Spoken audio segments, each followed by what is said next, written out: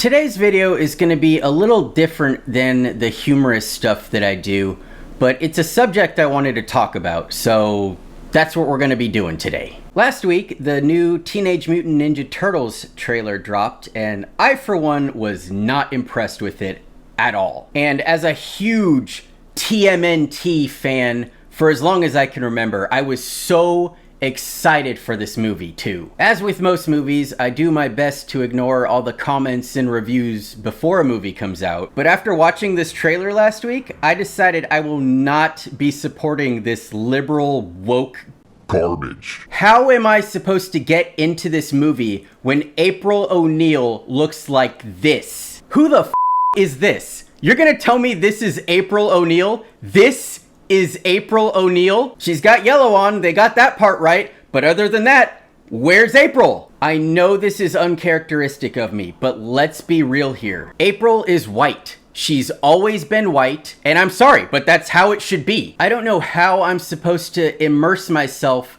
in a movie about 4 talking teenaged turtles who are mutants and ninjas with a talking rat for a dad, battling a street punk rhinoceros and warthog, when there's a black news reporter hanging out with them. How is that supposed to be realistic? I'm just really getting sick and tired of all this woke liberal takeover in the media. And friends, I'm not alone.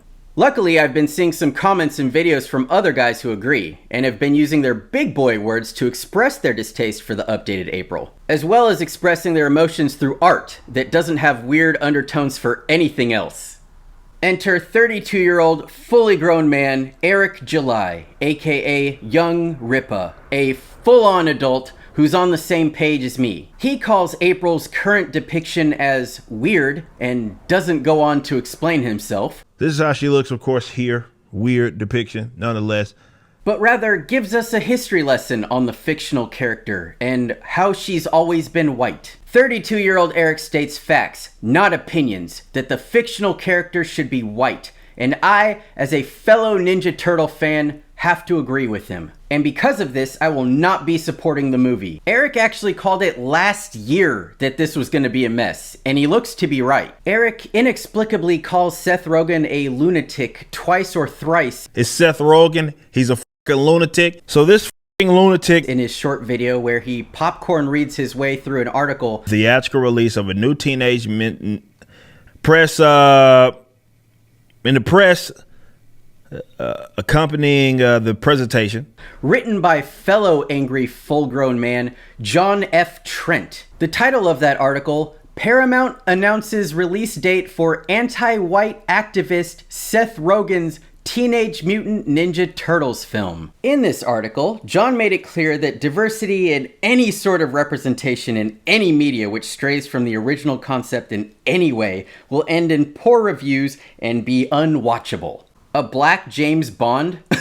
No thank you. John's got 885 pages of articles mostly about race swapping and transgender people, which at this point I feel he should add to his bio since it's such a fascination to him, as indicated in another article titled Current Lead on HBO's The Last of Us, Bella Ramsey Buys into False Gender Ideology, where he argued being gender fluid is a physical impossibility and cited a letter by Bishop Michael Francis Burbidge about gender ideology for his argument. If you want to check out Bishop Burbidge's Wikipedia to see what kind of holy man he is, I'll put the link right here down below. He's got a whole section about the thing you're probably assuming I'm suggesting he has. Quite a biography, Bishop Michael.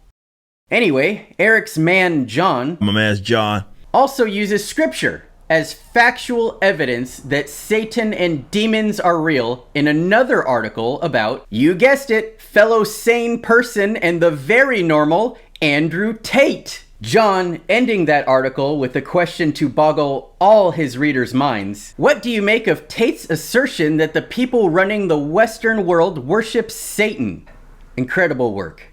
So Eric, John, I'm with you boys. There's a big problem in the mainstream media, or should I say lamestream media, with white erasure. More specifically, ginger erasure. Cue our third fully grown adult, Matt McGloin with his powerful piece, TMNT, April O'Neil is white, not black, where Matt reminds us that this is not the first time woke Hollywood tried to make us believe a black woman could exist in the same world as 4 crime-fighting turtles. It goes much deeper than that. You see, Hollywood is erasing redheads, and it's been pretty obvious if you've been paying attention, sheeple. Matt actually cites a second video from our friend Eric, who went on to do a nearly identical second take that April was never black, because once wasn't enough, driving the point home that this is not up for debate. Stop listening to these weirdos. But he's right. Fictional character April O'Neil should remain white. Always. Because what happens when we allow other fictional characters to swap races? I don't even want to think about that.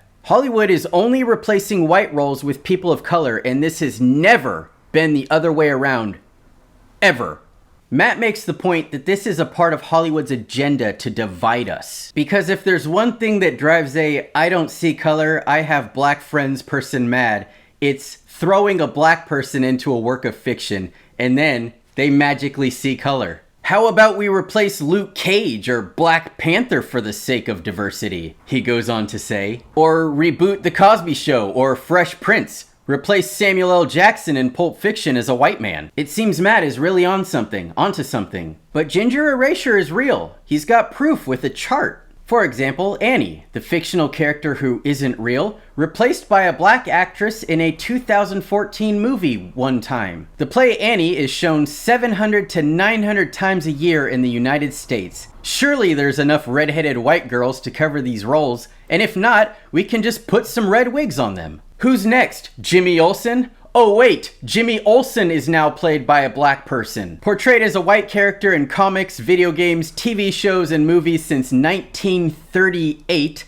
he was portrayed by Mehcad Brooks for the CBS series Supergirl, which in itself is just woke Superman, right? Lego Batgirl is also black now.